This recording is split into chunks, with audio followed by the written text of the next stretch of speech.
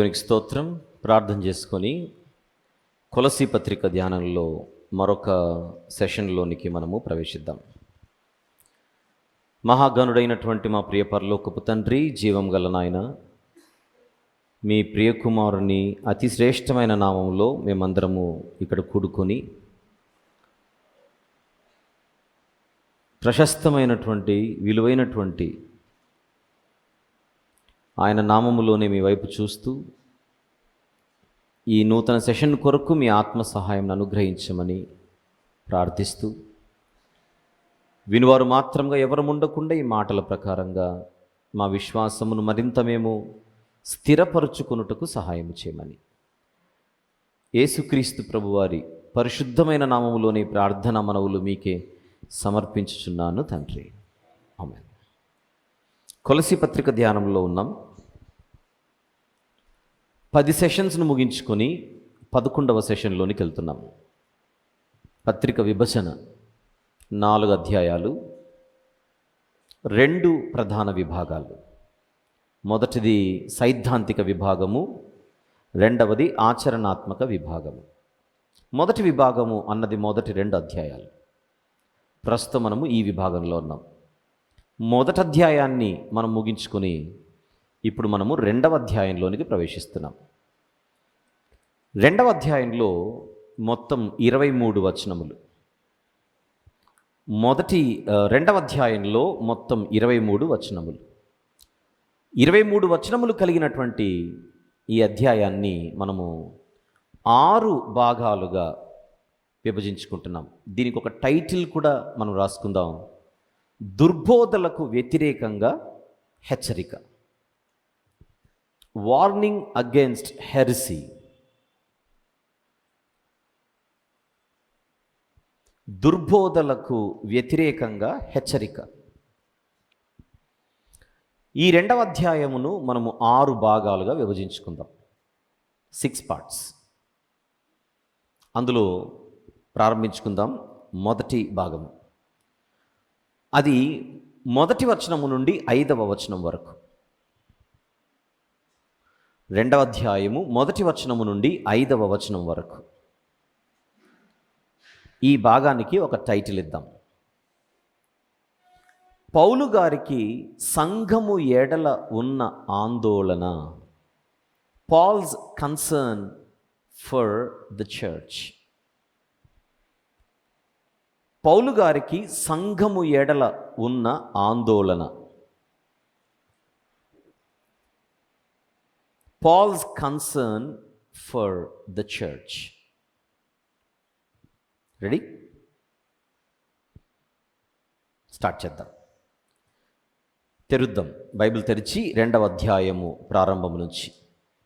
మీ కొరకును లవొదికయ వారి కొరకును, అంటే మీ ఇద్దరు మాత్రమే కాకుండా శరీర రీతిగా నా ముఖము చూడని వారందరి కొరకును నేను ఎంతగా పోరాడుచున్నానో మీరు తెలుసుకొనగోరుచున్నాను. మనం ఏం పెద్దగా ఆలోచించకుండానే ఆ మాటలో ఈ సేవకునిలో ఉన్న భారాన్ని మనం గుర్తించాలి. మీ కొరకును లవొదికయ వారి కొరకును, శరీర రీతిగా నా ముఖము చూడని వారందరి కొరకు నేను ఎంతగా పోరాడుచున్నాను.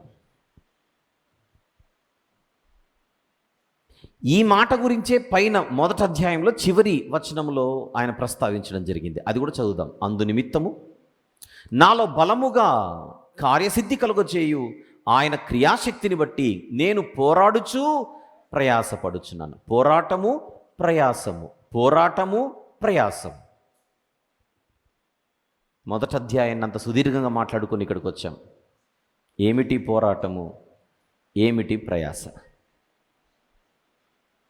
యేసుక్రీస్తు ప్రభువును ఏమిగా మన హృదయాలలో మనము కలిగి ఉన్నాం.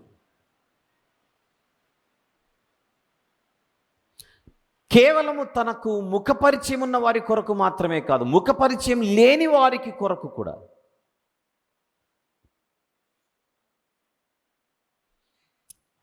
ఒకవైపు పోరాటము, మరొక వైపు ప్రయాస.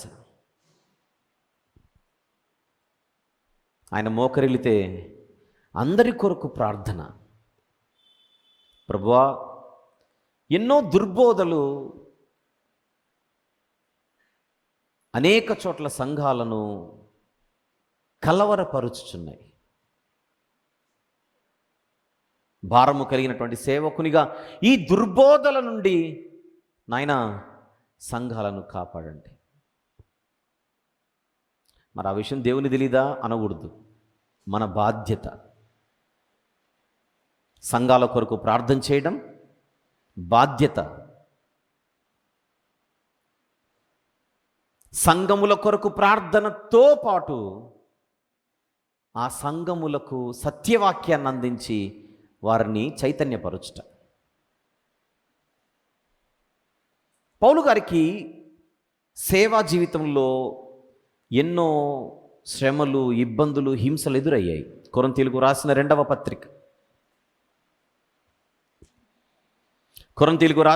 పత్రిక 11వ అధ్యాయం 23 నుంచి, వారు క్రీస్తు పరిచారకుల వెర్రివాని వలె మాట్లాడుచున్నాను.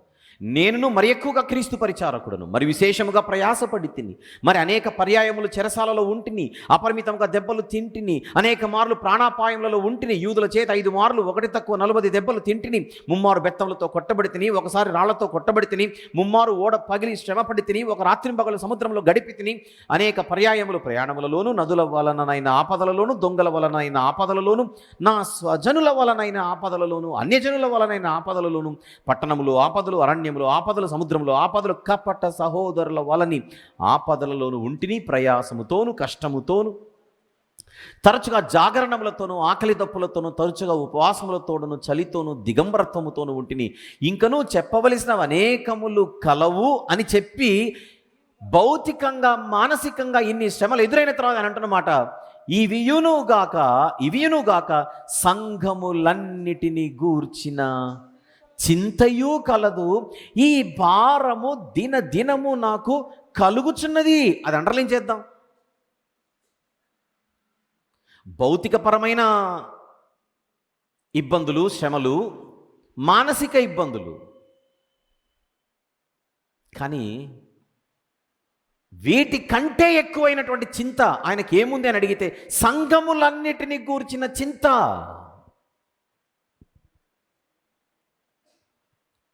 ఆ చింత సంఘములన్నిటినీ గూర్చిన చింత, ఒక సంఘము గురించి కాదు. అనేక చోట్ల ఎన్నో స్థానిక సంఘాలు ఉండగా ఆ సంఘములన్నిటినీ గూర్చిన చింత.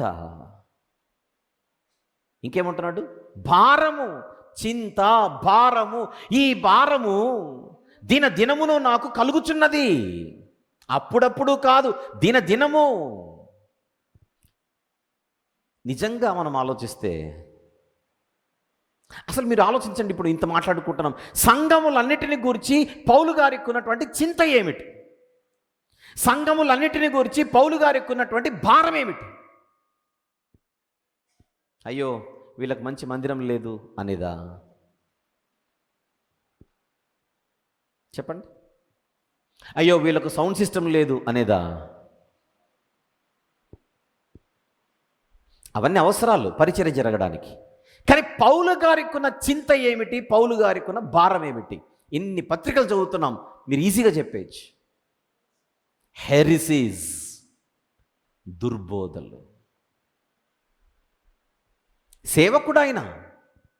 ఏ సేవకుడు? భారము కలిగిన సేవకుడు. ఏ సేవకుడు? చింత కలిగిన సేవకుడు. ఈరోజు మనము చేస్తున్నాము సేవ, మనము సేవకులమే. మరి మనకున్న చింత ఏమిటి?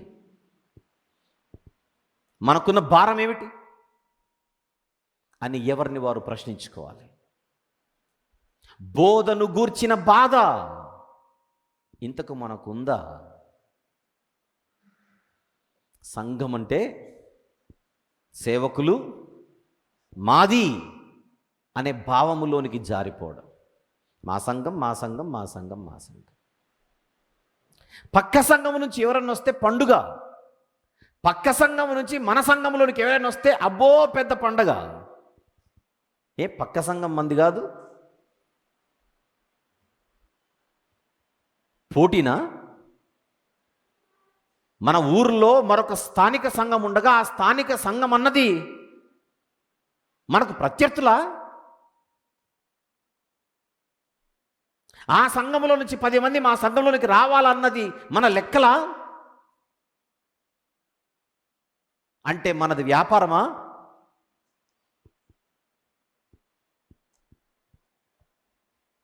అదేనా పౌలు గారికి ఉన్న భారం? ఇదేనా పౌలు గారికి ఉన్నటువంటి చింత? మా సంఘం నిండిపోవాలి నిండిపోవాలి నిండిపోవాలి నిండిపోవాలి అనుకుంటున్నామే కానీ వాక్యం విషయంలో వాళ్ళు ఎండిపోతున్నారన్న సంగతి మనం గుర్తిస్తున్నామా? ఆలోచిద్దాం. ఎందుకు రావాలి? మరొక సంఘం నుంచి ఒక విశ్వాసి మన సంఘానికి ఎందుకు రావాలి? మనం కోరుకోవాల్సిందదా? వేరే సంఘాల నుంచి మా సంఘంలోనికి జనాలు వచ్చేయాలని కోరికనా? మనకు ఉండాల్సిన కోరిక విశ్వాసులు ఎక్కడున్నా ఆరోగ్యకరమైన బోధతో వారు నింపబడుతూ ఉండాలి. అది ఇక్కడ అక్కడ ఎక్కడ అన్నది ప్రసక్తి లేదు. ఎందుకు? అన్నీ మనవే గనుక. సార్వత్రిక సంఘం, సార్వత్రిక సంఘం అన్ని స్థానిక సంఘాలు ఫలభరితముగా ఉండాలి.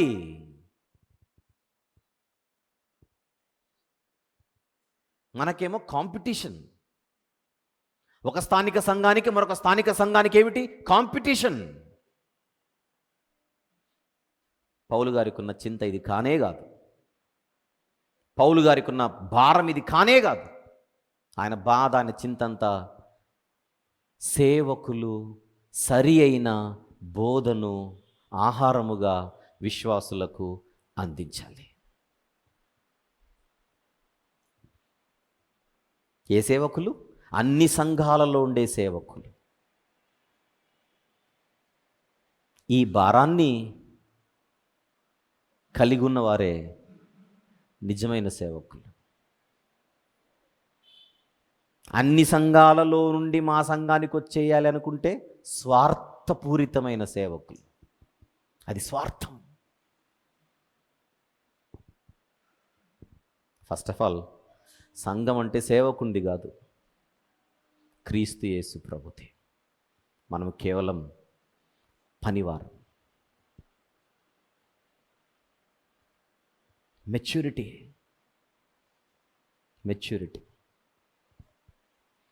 ఒక సంఘము నుండి ఒకరు మన దగ్గరకు వచ్చారంటే ఆనందించడం కాదు, మొట్టమొదట బాధపడాలి. ఎందుకు బాధపడాలి? అక్కడేదో కొదువయే కదా వీళ్ళు ఇక్కడికి వచ్చింది. వచ్చిన వీళ్ళని బట్టి కాదు బాధపడాల్సింది, అక్కడ న్యాయము జరగనందుకు బాధపడాలి. ఒకవేళ అది నిజంగా న్యాయమైనటువంటి కారణమైతే ఎందుకు వచ్చారు అక్కడి నుంచి అంటే అక్కడేదో, ఒకవేళ వీళ్ళు ఎందుకైతే బయటికి వచ్చారో వాళ్ళ గురించి మాట్లాడతారు. వాళ్ళు బయటికి రావడానికి మేము అక్కడ ఆరోగ్యకరమైనటువంటి బోధ వినలేకపోయాము అనేదే కారణమైతే మనం బాధపడొద్దు. ఎందుకు? అది మన ప్రభువుదే సంఘం. ఆ సంఘంలో న్యాయం జరగట్లేదట బోధ విషయంలో అని మనం బాధపడాలి. ఆ సంఘము కొరకు పౌలు గారిలా ప్రార్థించాలి. ఏదో ఒక రూపాన అది కాదు సత్యం, ఇది సత్యం అనేటువంటి విషయాన్ని మనము తెలియజేయాలి. మనం నేరుగా చెబితే వినకపోవచ్చు. ఈరోజు ఇలాంటి మాధ్యమాల ద్వారా ఇది సత్యము, ఆలోచించండి అని మనం ఆలోచింపచేయాలి. అలా సేవకులైన వారు ఏదో ఒక రూపాన దేవుడు మనకు వాక్యం అందిస్తుండగా అది ఆలోచించి నేర్చుకొని దేవుడు వారికిచ్చిన ఆత్మలకు చక్కని హితబోధ, ఆరోగ్యకరమైనటువంటి బోధను ఆత్మీయ ఆహారంగా అందించాలని మనము తృష్ణ కలిగి ఉండాలి. మనం సరైన ఆహారం పెట్టకపోతే బోధ విశ్వాసులు బలపడలేక తప్పనిసరి పరిస్థితులలో వారు మరొక దారి చూసుకుంటారు.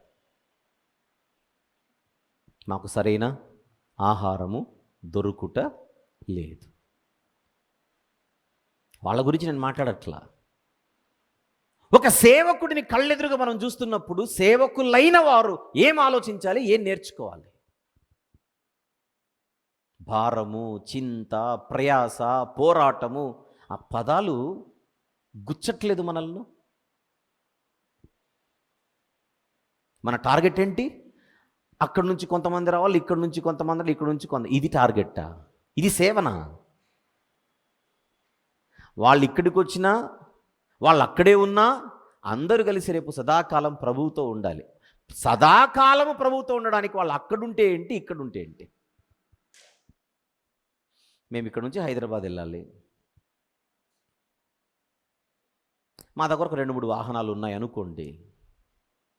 ఒక నలుగురు ఈ వాహనంలో ఎక్కారు, మరొక నలుగురు ఆ వాహనంలో ఎక్కారు, ఇంకొక నలుగురు ఇంకొక వాహనంలో ఎక్కారు.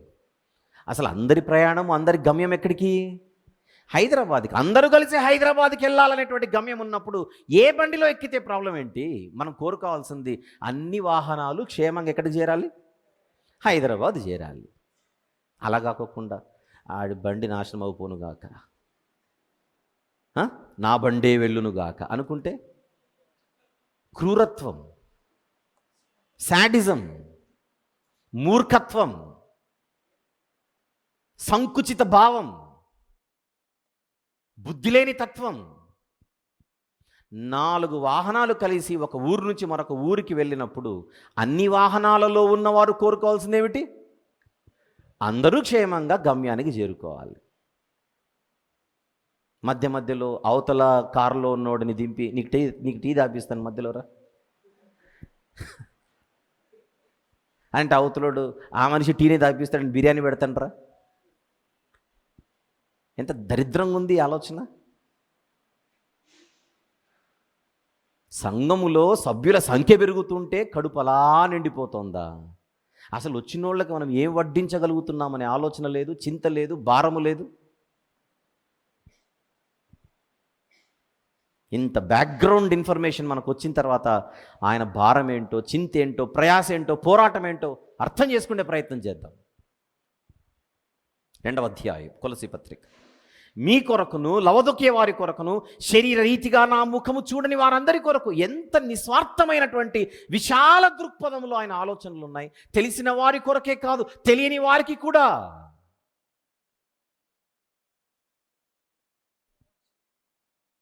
నేను ఎంతగా పోరాడుచున్నానో మీరు తెలుసుకొనగోరుచున్నాను.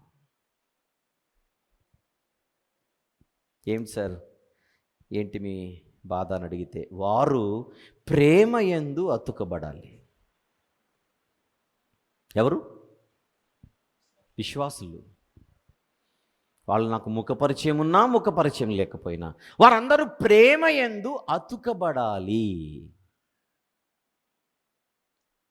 సంపూర్ణ గ్రహింపు యొక్క సకలైశ్వర్యము కలిగిన వారై ఉండాలి.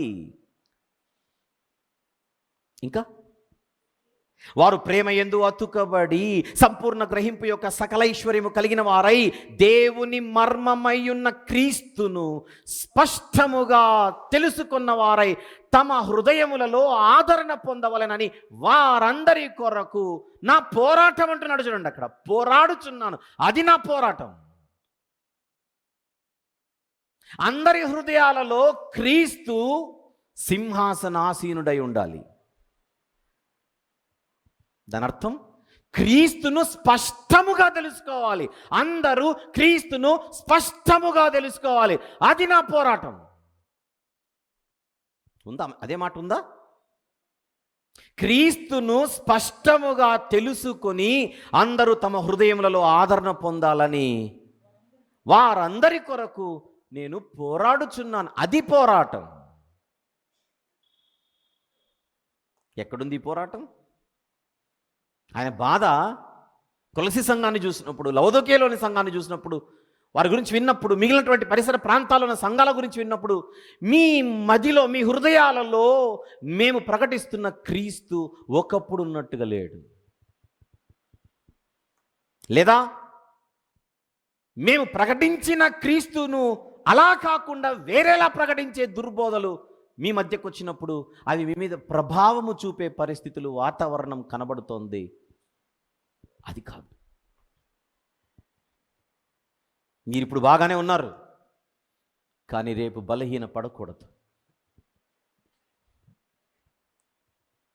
తెలిసిన వారు, తెలియని వారు అందరూ క్రీస్తును స్పష్టముగా తెలుసుకోవాలి. అది పోరాటం.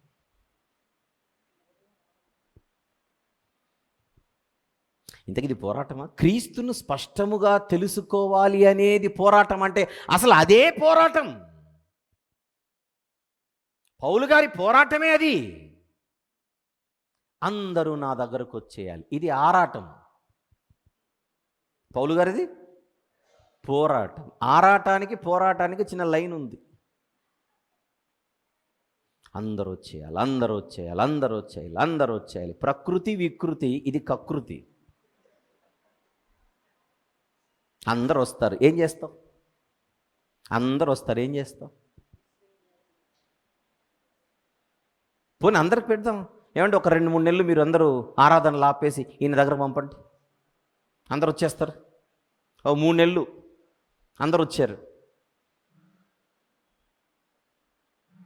చెప్పు, వాళ్ళకి ఏం చెప్తావు? ఏం వడ్డిస్తావు? ఆత్మీయ ఆహారం గురించి మాట్లాడుతున్నా. క్రీస్తును స్పష్టముగా ప్రకటిస్తావా? అసలు ఆలోచనే లేదా? ఆ తపన లేదా? ఆ లక్ష్యము లేదా? ఆ ఉద్దేశము లేదా? సేవకుడైన పౌలు గారు అందరూ నాకు కనెక్ట్ అవ్వాలి కాదే కాన్సెప్ట్. అందరూ నన్ను గుర్తించాలి కాదే కాన్సెప్ట్. విశ్వాసులు కూడా దయచేసి ఆలోచించాలి. మనము ప్రభువును చూడాలి, ప్రభువును చూడాలి, ఆయనను చూడాలి, ఆయనను చూడాలి. ఏంటో సేవకులను చూస్తాం, సేవకులను చూస్తాం. మన కనెక్షన్ అంతా సేవకులతో. సేవకులను గౌరవించాలి, దేవునికి కనెక్ట్ అవ్వాలి. సేవకులను గౌరవించాలి, దేవునికి కనెక్ట్ అవ్వాలి. దేవునికి కనెక్ట్ అవ్వకపోయినా పర్లేదు, మా అయ్యగారితో నేను కనెక్ట్ అయి ఉండాలి. ఆదిమ సంఘ పరిచర్యకు ఆధునిక సంఘ పరిచర్యకు ఎంత వ్యత్యాసం! అందరూ క్రీస్తును స్పష్టంగా తెలుసుకొనవలెనని, తమ హృదయములలో ఆదరణ పొందవలెనని వారందరి కొరకు పోరాడుచున్నాను. ఇక్కడ ఇంకొక గొప్ప సంగతి ఏంటి చెప్పనా? క్రీస్తును స్పష్టముగా తెలుసుకుంటేనే విశ్వాసుల మధ్య ప్రేమ అనేది నెలకొల్పబడుతుంది.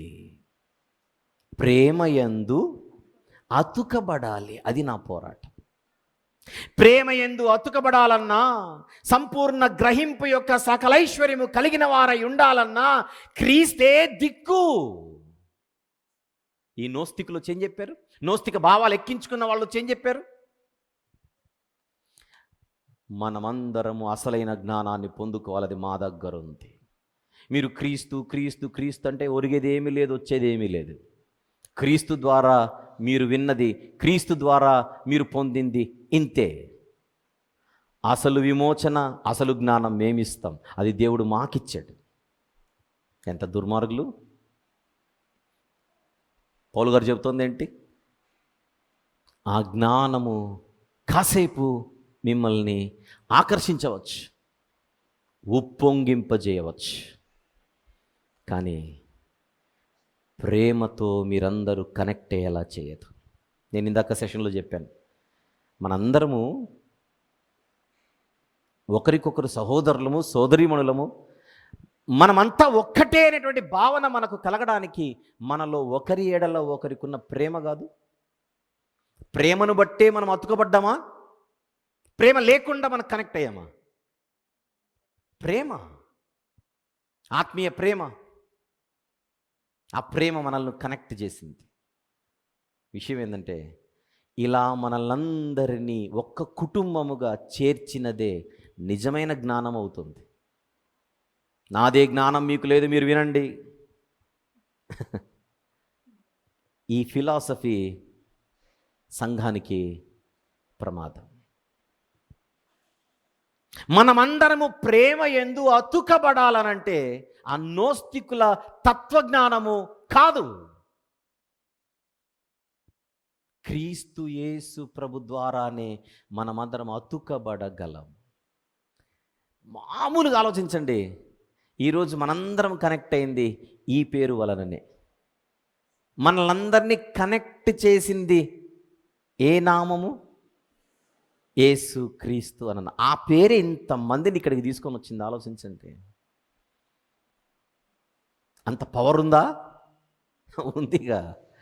అయితే ఆయనను మనము తెలుసుకున్నంతే కాదు, మరింత స్పష్టముగా తెలుసుకుంటే మన విశ్వాసం ఇంకా గొప్పదవుతుంది. 3వ వచనం, బుద్ధి జ్ఞానముల సర్వ సంపదలు ఆయన యందునా ఆయన యందేనా? ఎందుకన్నాడు ఆయన యందే అంటే? ఇంకా ఎవరి దగ్గర లేదని. జ్ఞానము జ్ఞానము జ్ఞానం, అదే కదా మీ ఆరాటం, అదే కదా మీ దాహం.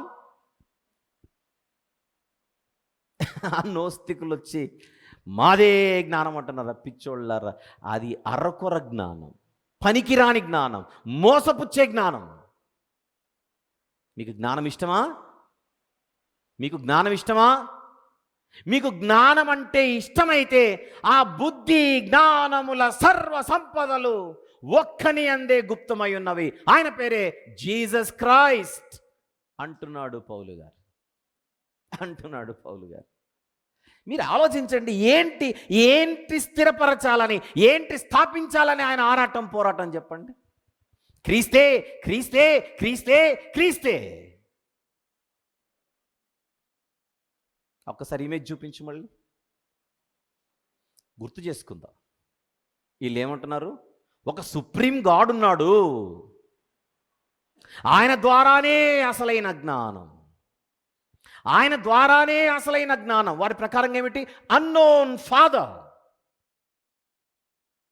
నోస్తిక భావాల ప్రకారంగా యేసుక్రీస్తు అంటే ఇదిగో ఒక ఇయాన్, ఉద్భవించిన వాడు. కానీ అసలు జ్ఞానం ఆయన దగ్గర ఉంది. ఎవరైనా అన్నోన్ ఫాదర్. వాళ్ళ లెక్క ప్రకారంగా బుద్ధి జ్ఞానముల సర్వ సంపద వాళ్ళ లెక్క ప్రకారంగా ఎక్కడుంది? ఆయన దగ్గర ఉంది. మరి యేసుక్రీస్తు అంటే ఆయన నుండి కొంత పొందుకొని మనకొచ్చి కొంత ఇచ్చి వెళ్ళిపోయాడు. ఇప్పుడు పౌలు గారి కౌంటర్ ఏంటి? బుద్ధి జ్ఞానముల సర్వ సంపద ఆయన ఎందే గుప్తములై ఉన్నవంటే పౌలు గారు చెబుతున్నదేంటో మీరు ఆలోచించండి. మీరు సుప్రీం గాడ్ అని ఎవరినైతే అనుకుంటున్నారో, బుద్ధి జ్ఞానముల సర్వ సంపదలు ఎవరి యందున్నాయని మీకు బోధింపబడుతుందో, ఆ మాటకొస్తే బుద్ధి జ్ఞానముల సర్వ సంపదలు కలిగిన సంపూర్ణ సుప్రీం దేవుడే నేను మీకు ప్రకటిస్తున్న యేసుక్రీస్తు అంటున్నాడు.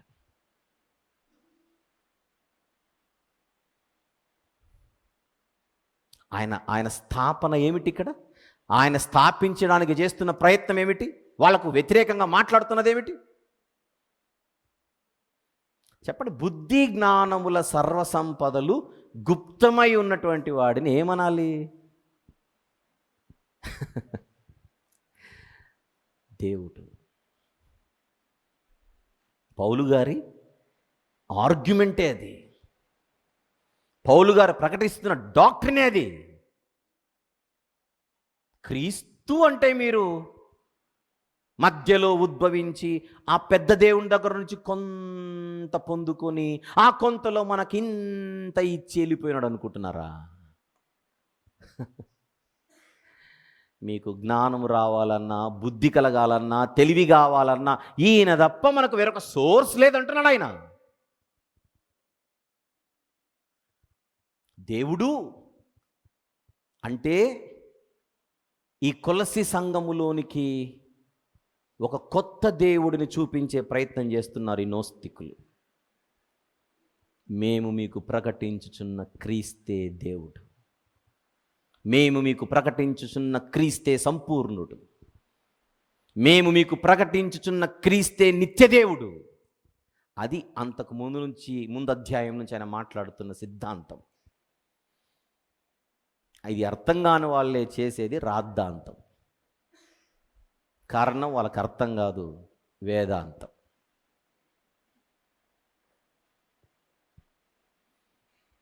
మీరందరూ గుడ్డిగా ఏమైనా వింటున్నారా, బ్లైండ్గా ఏమైనా నమ్మేస్తున్నారా నేను చెప్పే మాటలు? చెప్పండి.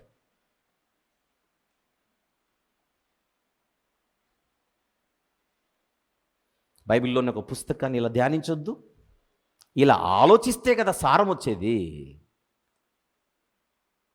ఎన్నిసార్లు చదవలేదు మనం బుద్ధి జ్ఞానముల సర్వసంపదలు క్రీస్తునందే గుప్తములై ఉన్నవని? ఇలా అర్థమైందా చెప్పండి మనలో మాట? ఆ మాట ఆయన ఎందుకన్నాడు, ఎందుకు అనాల్సి వచ్చింది, ఏమి చూపించాలని, ఏమి నిరూపించాలని ఆయన రాస్తున్నాడు. అడుగడుగున ఆయన దైవత్వం కనపడుతోంది, అడుగడుగున ఆయన సంపూర్ణత్వం కనపడుతోంది, అడుగడుగున ఆయన నిత్యత్వం కనపడుతోంది. ఇవేమి ఆలోచించకుండా మనం వచ్చి ఆయన దేవుడు కాదు, నిత్యుడు కాదని పాటలు పాడడమేనా? ఈ డాక్ట్రిన్కి వ్యతిరేకంగా బైబిల్లోని మిగిలిన పుస్తకాలు మాట్లాడతాయా? ఈ సత్యానికి భిన్నముగా బైబిల్లోని మిగిలిన వచనాలు మాట్లాడతాయా? ఆలోచించండి. 4వ వచనం, ఎవడైనను చక్కని మాటల చేత మిమ్మును మోసపరచకుండునట్లు ఈ సంగతిని చెప్పుచున్నాను. ఆ పై వచనాలు దాన్ని కనెక్ట్ చేయండి. ఎవడైనను చక్కని మాటల చేత మిమ్మును మోసపరచకున్నట్లు ఈ సంగతిని చెప్పుచున్నానంటే, మోసపోయేటప్పుడు మనకు పరిస్థితి ఏంటంటే వినే మాటలు చాలా చక్కగా ఉంటాయి. అది చెబుతున్నాడు. మీరు ఎందుకు మోసపోతారంటే వినుటకు ఎంతో వినసొంపుగా ఉండడం చేత. అంటే చెప్పేటోళ్ళు గొంతు మీద కత్తి పెట్టేవాడు చెప్పాడు బెదిరించి, చక్కగానే చెప్తారు. కానీ ఆ చక్కని మాటల చేతనే మనం ఏమైపోయే ప్రమాదం ఉంది? మోసపోయే ప్రమాదం ఉంది. మనకు కావలసినది చక్కగా చెప్పడం మాత్రమే కాదు, అది వాక్యానుసారమైనటువంటి బోధ. నాకు మంచి స్వరము దేవుడు ఇచ్చాడు అనుకోండి, ఫర్ ఎగ్జాంపుల్ మంచి స్వరముతో నేను పాట పాడుతున్నాను. ఏమని?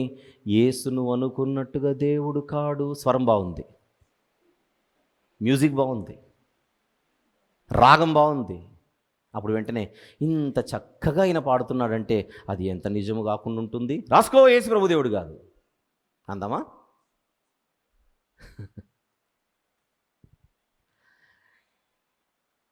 చెప్ప, ఎవడైనను చక్కని మాటల చేత మిమ్మల్ని మోసపరచుకున్నట్లు ఈ సంగతిని మీకు చెప్పు. ఎందుకు చెప్పాలి? ఏం అవసరం ఆయనకి అని అడిగితే, అసలు నా బాధే అది, నా ప్రయాసే అది, నా పోరాటమే అది, నా భారమే అది, నా చింతనే అది. ఆయనను ఆయనగా గుర్తించకపోవడం. సంఘాలు 5వ వచనం, నేను శరీర విషయంలో దూరముగా ఉన్నను, ఆత్మ విషయంలో మీతో కూడా ఉండి. ఎలా? ఆత్మ విషయంలో మీతో కూడా ఉండడం అంటే ఎలా?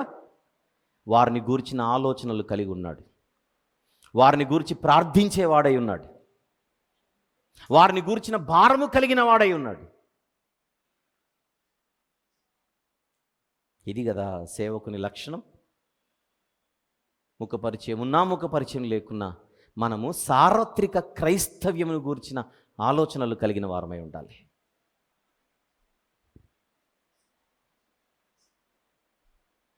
నేను శరీర విషయంలో దూరముగా ఉన్నను, ఆత్మ విషయంలో మీతో కూడా ఉండి మీ యోగ్యమైన ప్రవర్తనను, కింద యుద్ధ సన్నద్ధులై నిలుచుటను, మీ యోగ్యమైన ప్రవర్తనను క్రీస్తునందలి మీ స్థిర విశ్వాసమును చూచి ఆనందించుచున్నాను. అంటే ఈ మాటను బట్టి మనకేమర్థమవుతుంది? వాళ్ళు ఇంకా పడిపోలేదు, బాగానే స్ట్రాంగ్గానే నిలబడుతున్నారు దుర్బోధల విషయంలో. అంటే ఆల్రెడీ సంఘములోనికి దుర్బోధకులు వచ్చారు, దుర్బోధలు ఉన్నాయి. కానీ సంఘంలో కొంతమంది, వాళ్ళు ఎంతమందో మనకు తెలియదు, 50%, 60%, 70% తెలియదు, కానీ బలంగా నిలబడుతున్నారు. మీరు చెబుతున్నది కాదు అన్నట్టుగా. అంటే ఎపఫ్రా గారు ఈ రిపోర్ట్ కూడా ఇచ్చారు పౌలు గారికి. ఏమని? సంఘములో ఒక బలం అయితే ఉంది, దుర్బోధల విషయంలో మనం జాగ్రత్తగా ఉండాలి. ఇంత వీళ్ళు చెబుతున్నది కరెక్టో కాదో. ఈ లెక్క ప్రకారంగా ఎపఫ్రా గారు పౌలు గారిని కలవడంలో వెనకల సంఘంలోని కొంతమంది కూడా ప్రోత్సహించే ఉంటారు. ఇలానే మనం చూసుకుంటూ వెళ్ళిపోతే మన సంఘం ఎప్పటికైనా బలహీన పడిపోయే ప్రమాదం ఉంది. అధికారికంగా దీనిని గురించినటువంటి విషయాలు దయచేసి మీరు తీసుకొని రండి అని ఖచ్చితంగా ఈ సేవకుని స్థానిక సంఘస్థులలో కొందరైనా ప్రోత్సహించి, సహకరించి, ప్రార్థించి పంపే ఉంటారు. ఎందుకంటే అలాంటి హిస్టరీ మనకు బైబిల్లో కనబడుతుంది. అపోస్తల కార్యములు 15వ అధ్యాయం తర్వాత మీరు చదివితే సున్నతిని గూర్చి, రక్షణను గూర్చి వచ్చినటువంటి వివాదంలో సంఘము సేవకులను మరింత పెద్దవాళ్ళ యొద్దకు పంపి, మీరు దీనిని గూర్చి ఆలోచన చేసి చర్చించుకొని మాకొక విషయాన్ని తెలియచేయండి. చూద్దాం అపోస్తలుల కార్యములు 15వ అధ్యాయం. అపోస్తలుల కార్యములు 15వ అధ్యాయం మొదటి నుంచి. కొందరు యూదయ నుండి వచ్చి, మీరు మోషే నియమించిన ఆచారము చొప్పున సున్నతి పొందితేనే గాని రక్షణ పొందలేరని సహోదరులకు బోధించిరి. పౌలునకును బర్నబాకును వారితో విశేష వివాదమును తర్కమును కలిగినప్పుడు ఈ అంశము విషయమై పౌలును బర్నబాయు తమలో మరి కొందరును యెరూషలేమునకు అపోస్తలుల యొద్దకు పెద్దల యొద్దకు వెళ్ళవలెని సహోదరులు నిశ్చయించిరి. కాబట్టి వారు సంఘము వలన సాగనంపబడ్డారు. దేని కొరకు? ఒక సిద్ధాంతమును గురించి. ఏ సిద్ధాంతం అది? రక్షణ సిద్ధాంతం. ఈ రక్షణ సిద్ధాంతంను గూర్చిన ఒక చర్చ పెద్దల మధ్య జరిగి, ఒక చక్కని ఆలోచనతో మీరు మాకు రిపోర్ట్ ఇవ్వండి అని సంఘస్థులు పంపుతున్న చరిత్ర ఇది. అలాంటిదే ఏదో ఖచ్చితంగా కొలసీ సంఘంలో జరిగి ఉండాలి. కారణం, కొలసీ పత్రిక 2వ అధ్యాయములో 5వ వచనంలో ఆ సంఘములో ఉన్న ఒక స్థితిని సాక్ష్యముగా ఆయన పలుకుచున్నాడు కనుక, నేను శరీర విషయంలో దూరంగా ఉన్నను, ఆత్మ విషయంలో మీతో కూడా ఉండి మీ యోగ్యమైన ప్రవర్తన, కిందేమన్నాడు? యుద్ధ సన్నద్ధులై నిలుచుటను. ఏంటిదని అర్థం? యుద్ధ సన్నద్ధులై నిలుచుటను. అది యోగ్యమైన ప్రవర్తన. యుద్ధ సన్నద్ధులై నిలవడం అంటే ఏమిటా యుద్ధం? దేనిని గురించిన యుద్ధం? దేనికి వ్యతిరేకంగా యుద్ధం? చెప్పండి. అది దుర్బోధలకు వ్యతిరేకంగా కొలసీ సంఘములో కొంతమంది ఏమయ్యారు? యుద్ధ సన్నద్ధులై నిలిచారట. మనకెందుకండి బైబిల్ అంటోంది. మనకెందుకండి అనేదే మన పాట అయితే అది యోగ్యమైన ప్రవర్తన కాదు. ఏమిటి యోగ్యమైన ప్రవర్తన? తులసి పత్రికలో మాట్లాడుతున్న సబ్జెక్ట్ ఏమిటి? క్రీస్తు సంపూర్ణత్వం, క్రీస్తు నిత్యత్వం, క్రీస్తు దైవత్వం.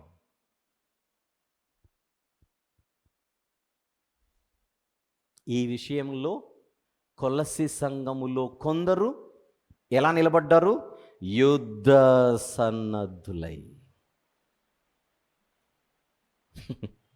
ఎందుకు ఇచ్చాడో ఈ పత్రిక మనకు అనుకున్నామేమో. కరెక్ట్ టైంకి ఇచ్చాడు దేవుడు మనకిది. నేను మొదటి రోజు చెప్పాగా, అసలు మీకు చెప్పాలనుకున్న గ్రంథం వేరు, నన్ను చెప్పమని సేవకులు అడిగిన గ్రంథం వేరు, దేవుడు మనకిచ్చిన గ్రంథం వేరు. యేసు ప్రభు సంపూర్ణుడు, యేసు ప్రభు నిత్యుడు, యేసు ప్రభు సంపూర్ణ దేవుడు. ఈ మాట చెబుతుంటే నీకు పిచ్చి పట్టింది, నువ్వు ఒక వెర్రోడివి, నువ్వు ఒక పిచ్చోడివి. ఈ మధ్యకాలంలో ఈ మనిషికి ఏమైందో.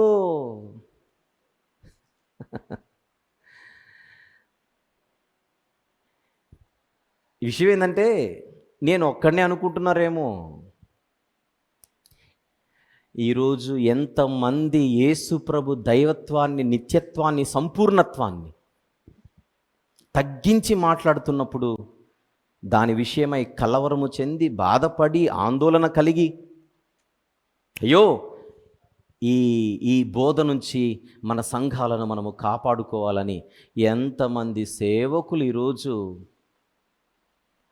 ఒక పట్టుదల కలిగి ముందుకు కదులుతున్నారో చూద్దురులేంటి. ఇక్కడ ప్రాబ్లం ఏంటంటే, మనలో చాలామందికి ఈ సమస్య అంటూ ఒకటి ఉందని తెలియకపోవడమే అసలు సమస్య. ఈ దుర్బోధ ఒక సమస్య అయితే, అదంటూ ఒకటి ఉంది, చాప కింద నీరులాగా అలా ప్రాకిపోతుంది అన్ని ప్రాంతాలలో అని క్రైస్తవులుగా మనం గుర్తించకపోవడమే ప్రాథమికమైన అసలు సమస్య. పోనీ సమస్యను గుర్తించిన వారు నోరెత్తి చెబుతుంటే మనకెందుకండి, ఇది ఇంకొక సమస్య. రాజీ లేని పోరాటం చేస్తున్నాడు దీని గురించి ఆనాడు అపోస్తలుడైన పౌలు గారు. కొలసి సంఘంలో కొంతమంది దీని కొరకు బలంగా నిలబడడాన్ని యోగ్యమైన ప్రవర్తన అంటున్నాడు. ఆ రోజుల్లో కూడా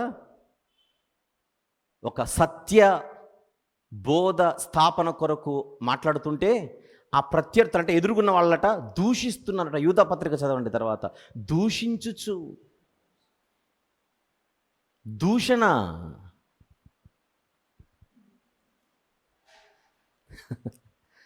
ఒక ఆయన అంటున్నాడు, మా వాళ్ళు నన్ను ఆపుతున్నారు కానీ లేదంటే వేరే లెవెల్లో ఉండేది. ఏంటో ఆ లెవెల్, ఆ మర్మం ఏమిటో.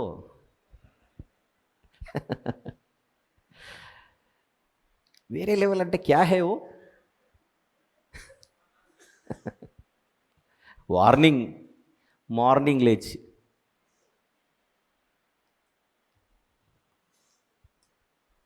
ఒక చిన్న జోక్ చెప్తా మీకు. ఇంత సబ్జెక్ట్ మాట్లాడుతున్నాను.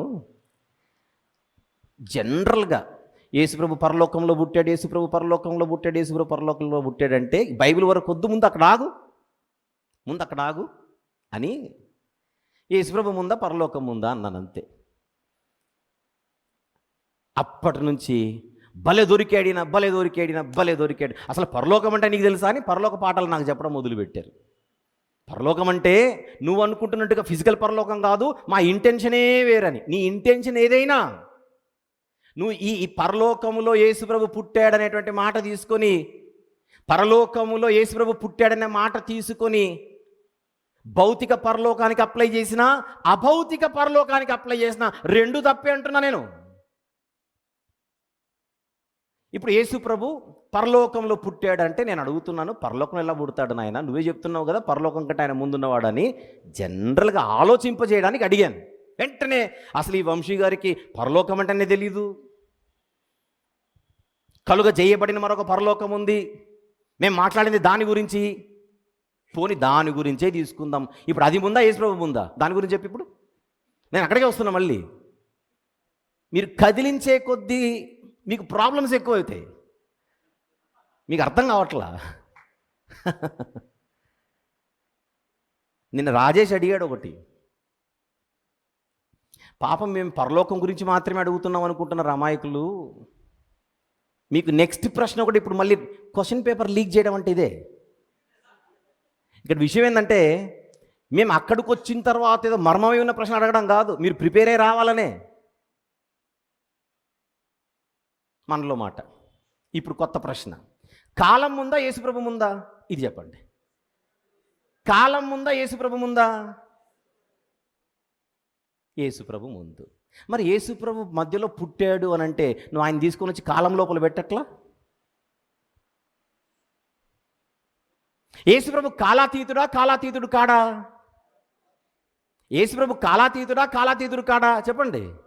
కాలాతీతుడు అంటే కాలానికి వెలుపటి ఉండేవాడు, కాలము కంటే ముందటివాడు. నువ్వు యేసుప్రభును కాలాతీతుడా అది అడగండి. యేసుప్రభు కాలాతీతుడా కాడా అని అడగండి. అలా కాలాతీతుడు అన్నారు అనుకోండి, మరి పుట్టాడని చెప్పి ఆయన కాలం లోపల పెడతావేంటి? స్టార్ట్ చేయండి ప్రిపరేషన్, ఏమేద్దాం కౌంటర్ అని.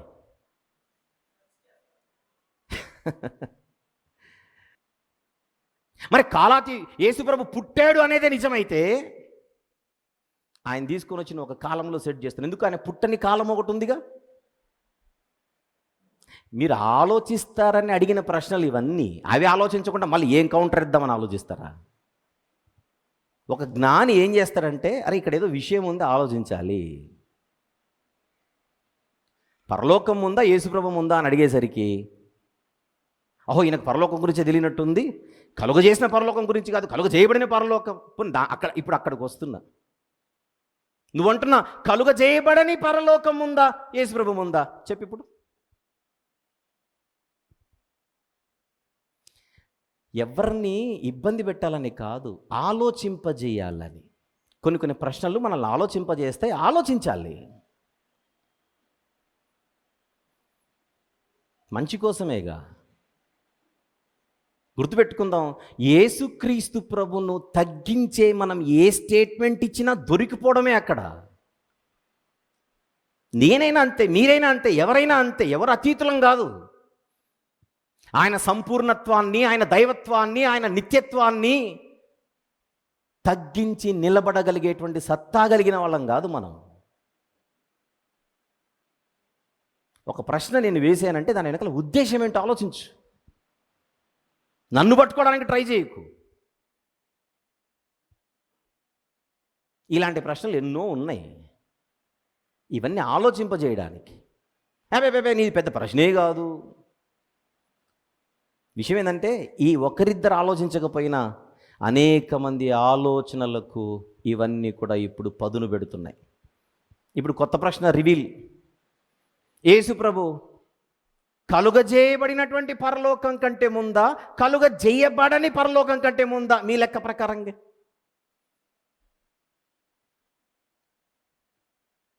భౌతిక పరలోకం కంటే ముందా, అభౌతిక పరలోకం కంటే ముందా అడుగుతున్నా ఇంకా క్లియర్గా. ఫిజికల్ హెవెన్ కంటే ముందా, స్పిరిచువల్ హెవెన్ కంటే ముందా?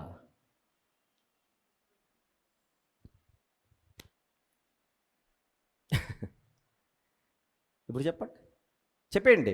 యేసు ప్రభు భౌతిక పరలోకం కంటే ముందటివాడు, కానీ మరొకటి ఉంది, కలుగ చేయబడని నిత్య పరలోకం ఒకటి ఉంది. ఇప్పుడు ఇటర్నల్ హెవెన్ అందాం దాన్ని.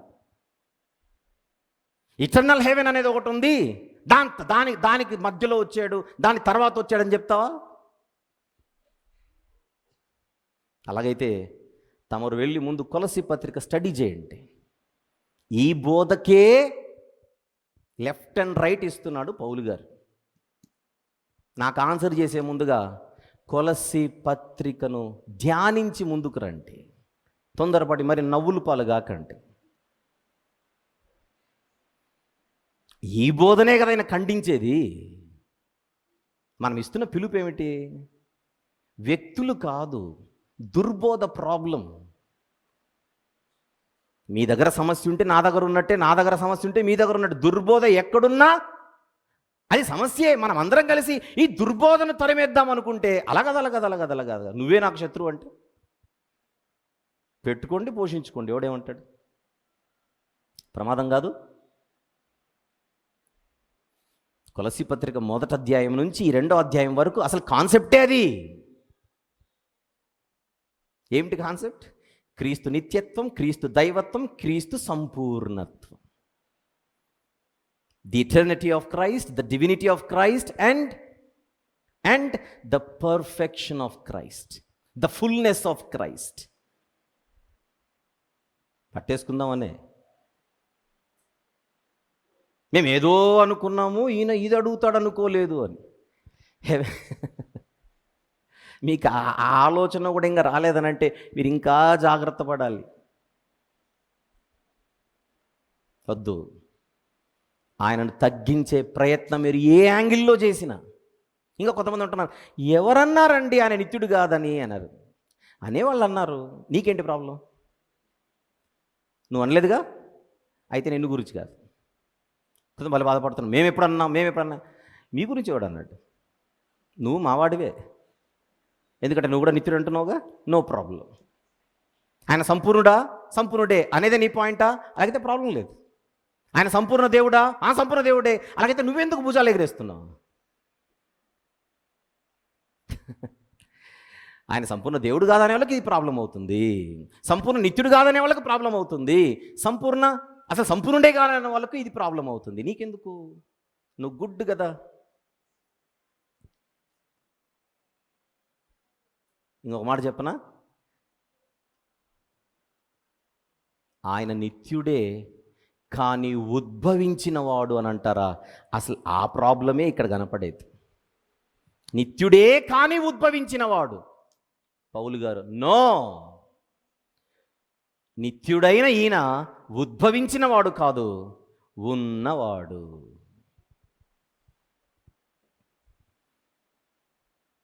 పిక్చర్ క్లియర్గా ఉందా లేదా చెప్పండి మీ అందరికీ? Picture is crystal clear. Crystal clear. 1వ వచనం నుండి 5వ వచనం వరకు 2వ అధ్యాయం. On the screen once again. Paul గారికి సంఘము ఎడల ఉన్న ఆందోళన.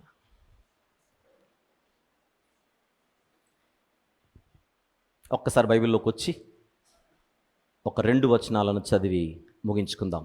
6వ వచనం 7వ వచనం. కావున అన్నాడు. కావున అంటే నేను పైన చెప్పిన విషయాలన్నీ ఏవైతే మీరు విన్నారో, కావున మీరు ప్రభువైన క్రీస్తు యేసును అంగీకరించిన విధముగా, పాయింట్ అదేనా? ఇంతకుముందు ఏ రీతిగా అయితే అంగీకరించారో అలా అంగీకరించిన విధముగా ఆయన యందు వేరుపారై ఉండండి. వేరుపారై ఉండండి, బీ రూటెడ్. ఒక వృక్షము బలంగా ఉంది అని చెప్పడానికి దాని లోపల వేర్లు ఎంత పాతుకుపోయి ఉంటే అది ఎంత బలంగా ఉంటుంది. ఎక్స్క్యూజ్ మీ, క్రీస్తులోనికి రావడం కాదు, వచ్చిన తర్వాత మనమందరం ఏమవ్వాలి? వేరు పారాలి. గాలి వచ్చినా, తుఫాను వచ్చినా, ఏదొచ్చినా మనల్ని కదిలించకూడదు. క్రీస్తునందు వేరు పారడం అంటే ఏమిటి? ఆయన సంపూర్ణుడని విశ్వసించి అందులో మనం వేరు పారాలి. ఆయన నిత్యుడు అంటే ఉద్భవించిన వాడు కాడు, ఉన్నవాడు అన్న సత్యము విషయంలో వేరు పారాలి. ఇంకా ఆయన దేవుడు, సంపూర్ణ దేవుడు అనే సత్యం విషయంలో మనము వేరు పారాలి. అలా ఒకప్పుడు మీకు ప్రకటించబడ్డాడు, అలా మీరు అంగీకరించారు. ఆ అంగీకరించిన విధముగానే ఆయన యందు వేరు పారిన వారై ఇంకేం చేయాలి? ఇంటి వలె కట్టబడాలి. ఇంటి వలె కట్టబడాలి. అవును, ఇల్లు ఎలా కట్టబడుతుంది? మొదటి రోజు ఒక ఇటుక, మళ్ళీ 2 నెలల తర్వాత ఇంకొక ఇటుక, మళ్ళీ 6 నెలల తర్వాత 3వ ఇటుక. ఇలా కట్టబడుతుందా? ప్రతిదినము కట్టబడుతుందా ఇల్లు? ప్రతిదినము కట్టబడితేనే 6 నెలలకో 10 నెలలకో అది పూర్తవుతుంది. 3 నెలలకు ఒకసారి ఒక ఇటుక పెట్టాడు అనుకోండి, ఆ ఉన్నవి కూడా పోతాయి. అంటే ఇంటి వలె కట్టబడాలి అంటే అమావాస్యకి పున్నానికి ప్రభు దగ్గరకు వచ్చి నువ్వంటే నాకు ఇష్టమని చెప్పి వెళ్ళిపోవడం కాదు. ఆయనను గూర్చిన జ్ఞానమందు మనము ప్రతిదినము కట్టబడాలి అంటే ఎదగాలి. మొదటి అధ్యాయంలో అదే చెప్పాడు. 9-12 వచనంలో మధ్యలో దేవుని విషయమైన జ్ఞానమందు ఏం కావాలి? అభివృద్ధి పొందాలి. అదే చెప్తున్నాడు, ఇంటి వలె కట్టబడాలి. పేతురు గారు ఏం చెప్తున్నారో చూద్దాం. పేతురు గారి 2వ పత్రిక 3వ అధ్యాయం 18వ వచనం. మన ప్రభువును రక్షకుడునైన యేసుక్రీస్తు అనుగ్రహించు కృపయందును జ్ఞానమందును అభివృద్ధి పొందుటి. ఆయనను గూర్చిన జ్ఞానమందు అభివృద్ధి పొందుట, ఇంటి వలె కట్టబడుట. అది అలంకార భాష. వేరుపారుట ఒక వృక్ష రూపంలో చెబుతున్నాడు, కట్టబడుట ఇంటి రూపంలో చెబుతున్నాడు. వేరు పారాలి, కట్టబడాలి. మీరు నేర్చుకొనిన ప్రకారముగా విశ్వాసమందు స్థిరపడండి అన్నాడు. ఎలా స్థిరపడాలి? మీరు నేర్చుకున్న ప్రకారంగా. ఎప్పుడు నేర్చుకున్న ప్రకారంగా?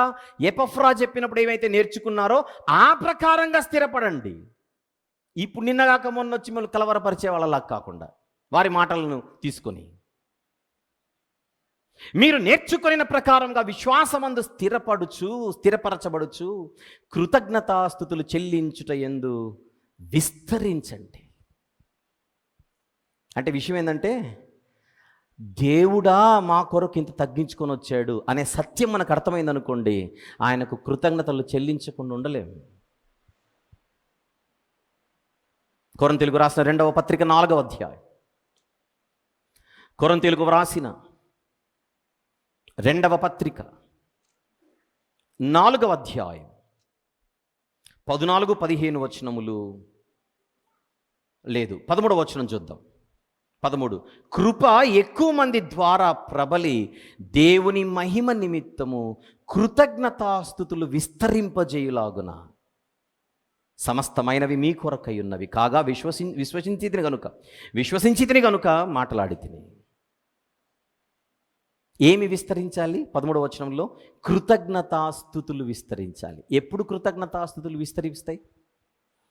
ఎప్పుడు కృతజ్ఞతలు హృదయపూర్వకంగా ఎప్పుడు జరుగుతాయి అని అడిగితే, మనకు వాస్తవం అర్థమైనప్పుడు, మనం పొందుకున్న మేలు మనకు అర్థమైనప్పుడు.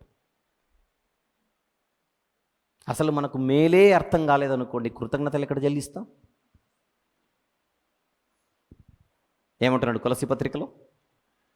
కృతజ్ఞతాస్తుతులు చెల్లించుట యందు విస్తరించండి. దాని అర్థం ఏంటి? ఎందుకు ఎందుకు కృతజ్ఞతాస్తుతులు చెల్లించాలి? Very simple. పరిమితులే లేనివాడు నా కొరకు దీనుడై ఈ లోకములో మానవుడై ఒక పరిమితి కలిగిన స్థితిలోనికి దిగి రావడం నేను ఊహించుకోలేకపోతున్నాను. ఎంత ప్రేమ, నేనంటే నీకెంత ప్రేమ అని నిత్యము కృతజ్ఞతాస్తుతులు చెల్లించాలి. గుర్తుపెట్టుకుందాం, యేసుక్రీస్తు ప్రభు ఈ లోకానికి రావడం అనేది ఇది మన మట్టి మెదడుకు అంత సులభంగా అర్థమయ్యేది కాదు, జీవితంలో ఎప్పటికీ అర్థమయ్యేది కాదు. కారణం, ఆయన అనంతుడు. ఆయన మహాత్మ్యమునకు పరిమితి లేదు, అంతము లేదు. ఆయన లెవెల్ అదైతే ఆయన ఈ లెవెల్కి రావడం, అది నా కొరకు రావడం. ఆలోచించండి, ఎవరికి వాళ్ళు, అది నా కొరకు రావడం. ఒక్కసారి ఊహించుకుంటే కృతజ్ఞతాస్తుతులు చెల్లించకుండా ఆయనకు మనం ఉండగలమా? ఆయన ఎంత గొప్పవాడో అర్థమైతే కదా ఈ కార్యం మన జీవితంలో నెరవేరేది. కృతజ్ఞతాస్తుతులు చెల్లించుట యందు విస్తరించుచు. నెక్స్ట్ మాట, ఆయన యందు ఉండి నడుచుకొనుడి.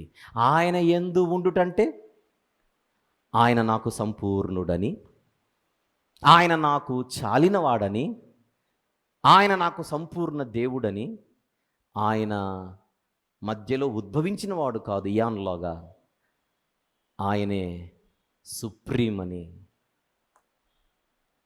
ఎక్కడి నుంచో పొందుకొని నాకు ఇంత ఇచ్చి వెళ్ళిపోయినాడు కాదని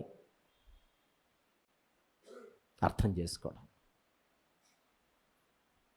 మరి అదే యేసుక్రీస్తు ప్రభు తండ్రి నాకు అనుగ్రహించాడు, తండ్రి నాకు అనుగ్రహించాడు అని రాత్రి చెప్పాను, అదే క్లూ ఇచ్చాను. దేవుని నిర్వహణ వ్యవస్థ అని ఒకటి ఉంది. ఆ నిర్వహణ వ్యవస్థలో తండ్రి ఒక రోల్, కుమారుడు ఒక రోల్, పరిశుద్ధాత్ముడు ఒక రోల్. This is called the economic godhead అంటారు. ఈ పదం మేము ఎప్పుడూ వినలేదనంటే ఒక మంచి బైబిల్ స్కాలర్స్ దగ్గరకు వెళ్ళండి, వాళ్ళు ఎక్స్ప్లెయిన్ చేస్తారు. నేను మాట్లాడుతున్న పదాలు నేను సృష్టించి చెబుతున్న పదాలు కాదు, ఇవన్నీ పెద్ద పెద్ద వేదాంత పండితులు ప్రభు గురించి వాస్తవాలు తెలుసుకొని చెప్పే విషయాలు. ఈయనగా బైబిల్లో లేని పదాలు వాడేస్తున్నాడు అని మళ్ళీ మన అజ్ఞానాన్ని ప్రదర్శించకూడదు బయటకు వచ్చి. దేవుని నిర్వహణ వ్యవస్థ అనేది ఒకటి ఉంది. ఆ వ్యవస్థను మనం గుర్తించలేకపోతే అవస్థలు తప్పవు. ఇలా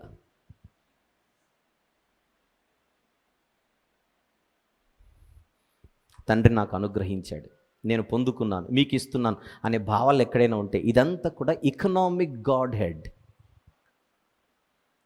నేను ఎప్పుడు వినలేదండి, ఇప్పుడు విన్నావుగా, స్టడీ చేయాలి. ఇప్పుడు విన్నావుగా, you go and study, you will understand what it is. నాకంటే ముందు మాట్లాడు రవీంద్ర గారు ఏం చెప్పారు? తండ్రి కుమార పరిశుద్ధాత్మను గూర్చిన పఠనం ఎంత లోతుల్లోనికి వెళ్ళి మేము చేస్తున్నామని మచ్చుకు చెప్పాడు.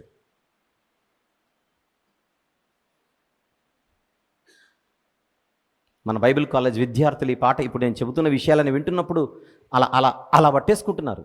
ఇప్పుడు నేను పలుకుతున్న పదాలు, మాట్లాడుతున్నటువంటి పదజాలం కొంతమందికి కొత్తగా ఉందనిపిస్తుందేమో, కానీ మా బైబిల్ కాలేజ్ విద్యార్థులకి ఇవి రెగ్యులర్ టర్మినాలజీ, ఈజీగా అర్థం చేసుకుంటున్నా, వాళ్ళకి మొత్తం అర్థమైపోతుంది క్లియర్గా. తొందరపడి ఆయన గొప్పతనాన్ని పరిమితము చేసి దయచేసి ఎవరు ఆలోచన చేయకండి. కొలస్సీ పత్రిక నిలబెట్టేస్తోంది. ఇవన్నీ వద్దు, మీరు కనీసం కొలస్సీ పత్రిక కాన్సెప్ట్ ఎందుకు రాయాల్సి వచ్చిందో అనే ప్రశ్న వేసి చదవండి. 66 పుస్తకాలలో కొలస్సీ పత్రిక ఎందుకుంది నేను సూటిగా అడుగుతున్నాను. 66 పుస్తకాలలో ఈ కొలస్సీ పత్రికను పౌలు గారు ఎందుకు రాశాడు? కనీసం అది స్టడీ చేయండి. మీ స్టడీ కరెక్ట్గా ఉంటే యేసు ప్రభు సంపూర్ణత్వాన్ని కానీ, యేసు ప్రభు నిత్యత్వాన్ని కానీ, యేసు ప్రభు యొక్క దైవత్వాన్ని కానీ, మరొకటి ఆయన ఉద్భవించిన వాడని కానీ, సంపూర్ణత్వము, దైవత్వము, నిత్యత్వాన్ని మీరు ప్రశ్నించలేరు. అట్ ద సేమ్ టైం ఆయన ఉద్భవించిన వాడని కూడా మీరు అనలేరు. ఇన్ని క్లూజ్ ఇస్తున్నాను కదా ఓపెన్గా. దానికి కారణం మీ మేలు కోరి కాదు. కొలసి పత్రిక వద్దేమొద్దు, ముందు నీ మీదనే బుల్లెట్ తుపాకీ అంటావా? సాధించేది ఏమీ లేదు, ఏమీ లేదు. You can achieve nothing. కొలసి పత్రిక 2వ అధ్యాయంలోని 6-7 వచనములు, 2వ భాగం ఆన్ ద స్క్రీన్. క్రీస్తులో నడుచుకొనుట అని రాసుకోండి. 6-7 వచనములు. Walking in Christ. క్రీస్తులో నడుచుకొనుట. ఆల్రైట్, ఇక్కడతో 2వ అధ్యాయంలోని 2వ భాగము సమాప్తం.